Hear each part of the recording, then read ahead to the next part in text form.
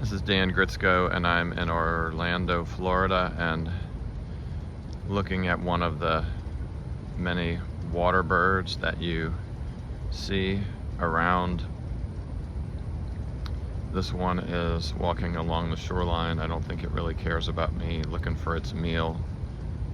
This particular little pond is full of lots of aquatic life, and fun to see this little bird looking for its meal. Like I said, it doesn't even seem to care about me. Looking for minnows.